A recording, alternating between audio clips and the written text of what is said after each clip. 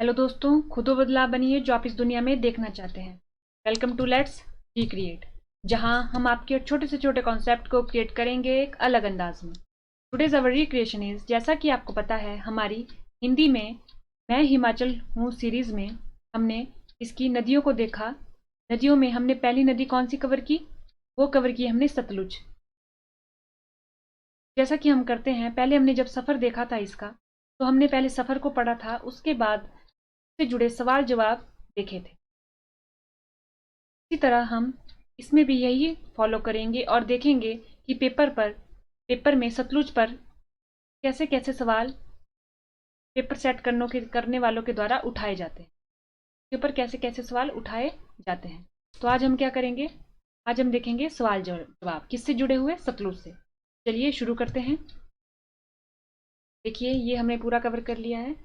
तो question number 1 क्या आया?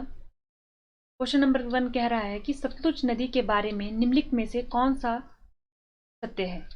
नीचे लिखे गए जो पॉइंट है उनमें से कौन सा सतलुज नदी के बारे में सत्य है? इसका सूर्य से पौराणिक संबंध है, पहली स्टेटमेंट। यह शिपकिल्ला में हिमाचल प्रदेश में प्रवेश करती है और भाखड़ा के पास से निकलती है। पीती, बसपा, रोपा, अली, सीर, टॉन्स की सहायक नदियां हैं। पीती करछम में सतलुज में शामिल हो जाती है। उपयुक्त में से कितने सही हैं? जो ऊपर लिखे गए हैं वो सही कौन से हैं? चलिए देखते हैं।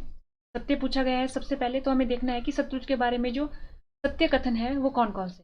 सत्य के ऊपर ध्यान जाना। तो हमने इसका जिक्र अपने किसी भी लेक्चर में नहीं किया, क्योंकि ये सतलुज से जुड़ा हुआ है ही नहीं। तो पहली स्टेटमेंट हमारी, पहला कथन हमारा गलत हो जाता है।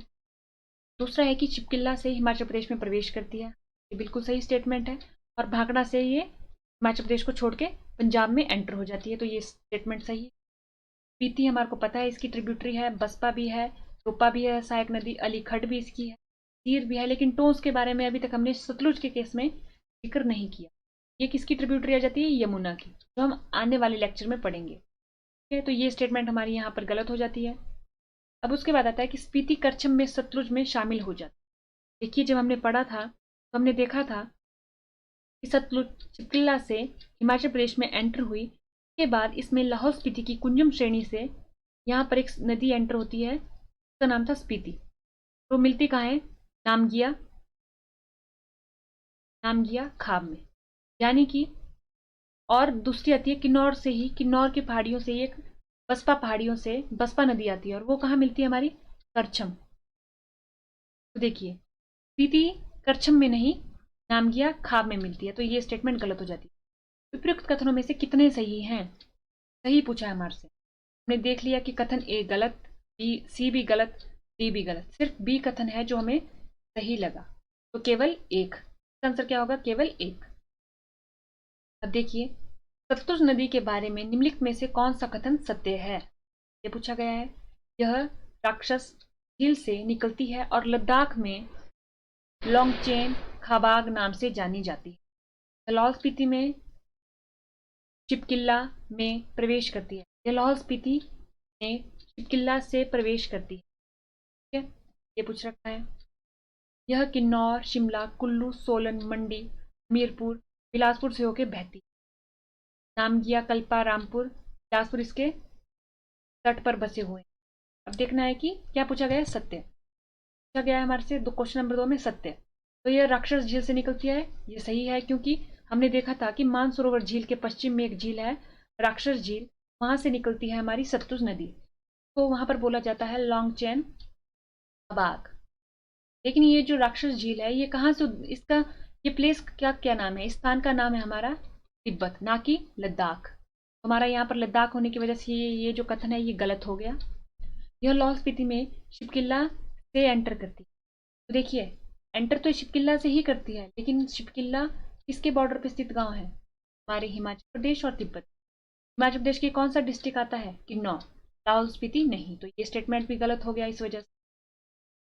यह किन्नौर, शिमला, कुल्लू, सोलन, मंडी और बिलासपुर, हमीरपुर से होकर बहती है। देखिए, हमने पढ़ा था कि पहले ये किन्नौर में जाती है, किन्नौर के बाद ये शिमला में एंटर होती है, फिर शिमला में ये कुल्लू के साथ बॉर्डर बना के, मंडी के साथ बॉर्डर बना के, सोलन के साथ बॉर्डर बना के, मंडी से फिर बिलासपुर में एंटर हो जाती है। हमीरपुर में ये नहीं जाती। हमीरपुर से इसकी ट्रिब्यूटरी आती है मुरकुर खड्ड और सुकर खड्ड। तो ये हमीरपुर से ट्रिब्यूटरी आती है सहायक नदियाँ, लेकिन वो भी सीर की इसमें सीधे नहीं आती। हमीरपुर से जो मुटकट खड्ड है और शुक्कर खड्ड है वो पहले सीर खड्ड में मिलती है और उसके बाद सीर खड्ड आके सतलुज में, यानी कि हमीरपुर से सतलुज डायरेक्ट लिंक नहीं करती। ठीक है, तो ये स्टेटमेंट भी गलत हो गई। अब आता है नामगिया। हमें पता है नामगिया इसके किनारे बसा हुआ गांव है, कल्पा इसके किनारे बसा हुआ गांव है, रामपुर इसके किनारे बसा हुआ गांव है एंड बिलासपुर इसके तट पे बसे हुए गांव है। तो ये हमारे स्टेटमेंट सही हो। तो सही स्टेटमेंट कौन सी है? स्टेटमेंट नंबर 4 की सही स्टेटमेंट। देखिए, निम्नलिखित कथनों पर विचार कीजिए। सवाल नंबर 3 क्या कह रहा है कि निम्नलिखित कथनों पर विचार कीजिए। यह हिमाचल प्रदेश की सबसे लंबी नदी है। देखना है कि सही है या गलत। यह हिमाचल प्रदेश में 320 किलोमीटर की दूरी तय करती है। इसका वैदिक नेम चतुद्रु और संस्कृत नेम चतुद्री है। यूनानियों ने इस नदी को हाइसडीसियस कहा नाम से बुलाया। कितने कथन सही हैं इसी के बारे में बात करनी है। देखिए, देखते हैं। हिमाचल प्रदेश की सबसे लंबी नदी है, सही स्टेटमेंट है इसकी।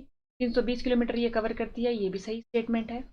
देखिए, वैदिक नेम जो है वो शतुद्री है। इसका जो वैदिक नेम है वो क्या है? शतुद्री। और इसका जो संस्कृत नेम है वो है शतुद्रु। यहाँ पर इन्होंने क्या कर दिया, जो वैदिक होना चाहिए था उसको संस्कृत बता दिया और जो संस्कृत होना चाहिए था उसको वैदिक बता दिया। इस हिसाब से ये स्टेटमेंट भी गलत हो जाता है। यूनानियों ने इस नदी को इसी नाम से पुकारा है, तो ये हमारी स्टेटमेंट सही है। ठीक है, तो देखिए पूछा है कि कितने सही हैं। तो हमें पता चल गया कि हमारी जो कथन 1 है वो सही है, बी कथन भी सही है, लेकिन सी जो कथन है वो गलत हो जाता है, डी सही हो जाता है। कितने कथन सही हुए? 1, 2 और 3। तो केवल 3 केवल। ठीक है, अब उसके बाद चलते हैं अपनी अगली स्टेटमेंट पे। निम्नलिखित कथनों पर विचार कीजिए। अर्की में अली धारा सी है। अली धारा जो है हमारी, यानी कि जो अली खड्ड है का जो उद्गम स्थान है वो अर्की से, ये बोल रहे हैं।